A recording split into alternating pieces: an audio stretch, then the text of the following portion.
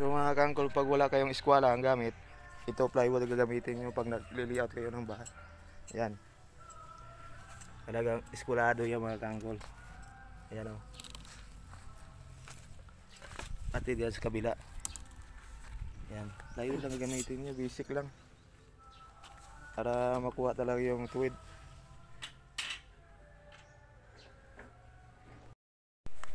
So mga kangkol, ito na yung poste na ginawa namin tubing. Ayan. So nakamating na yan. So yung isa nilagyan din yung mating. So ganito yung pag-cutting namin sa tubing para may sandayan sa taas. Ayan.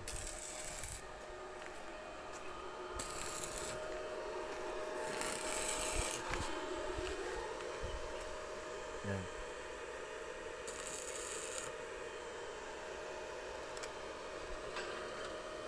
Ayan na po mga busing. So nakapag-layout na tayo. So yung layout natin yan 60 cm galing dyan sa flooring. So ayan mga busing. So nakapag-layout na tayo. So gumawa din tayo ng damba. So ang ginamit pa rin ng damba natin ay yon pa rin yung mga materials na tubing na ginamit natin. So magsisit up na tayo ng rafter dyan. So panoorin nyo hanggang dulo. So para matapos at makita nyo ang kabuuan kung paano natin nilayout yung half cladding and half cement mga kabusing. So ayan na po mga busing. So na-file na natin ng hollow block. So bali 1 meter yung galing sa flooring hanggang dyan sa bintana. Itong bahay na to half cladding and half cement. So ni-welding din natin lahat ng bakal dyan.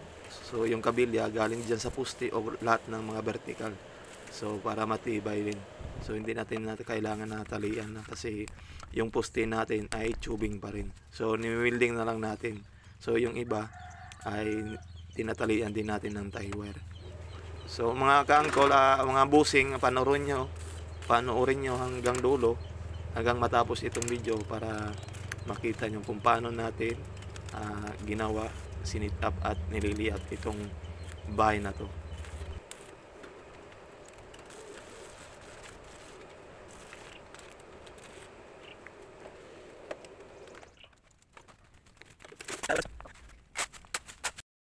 So ayan na po busing, na sit up na natin, good for 1 week. So dalawa lang kami nagsisit up dyan. So ayan, nalagyan na natin lahat ng trusses. So nilagyan na rin natin ng frame sa gutter. So ayan na po yung actual natin na nagawa, 1 meter yung galing sa flooring at saka yung concrete. So nalagyan rin natin ng CR. So ayan na po yung actual na video. So na-framean na natin. So mabubungan na natin to. Ang gagamitin pa rin natin na bubong ay corrugated kasi yon ang request ng may-ari. So ayan na po mga busing na gawa natin. So panoorin nyo hanggang dulo at para makita nyo ito.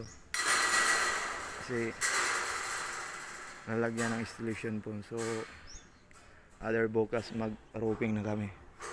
Ayan, pero kaya nilagyan namin ng ganito. Kasi installation foam yung ilalagay namin dito before mag bubong. Ayan. Ito yung finish namin na steel truss na sit up. Ayan.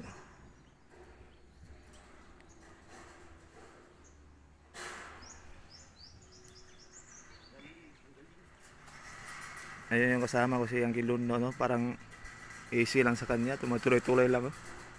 Oh, sanay na sanay kasi tumutuloy ito ng 10 palapag eh.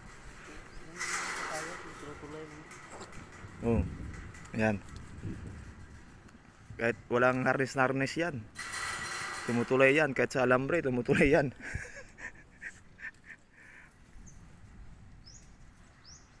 So ayan busing, so nalagyan na natin ng tie wire yan. So ayan na po yung frame natin sa gutter, flashing gutter. So kailangan talaga maglagay tayo ng tie wire dyan para hindi maglayla yung installation foam na ilalagay natin dyan sa bubong na yan. So yan muna ang update. So panoorin nyo. So ayan busing, nalagyan na natin ng bubong. So nalagyan rin natin ng installation foam. So hindi natin natapos na isang araw kasi medyo masama yung panahon. So ayan na po yung actual natin na bubong. So yan muna ang update.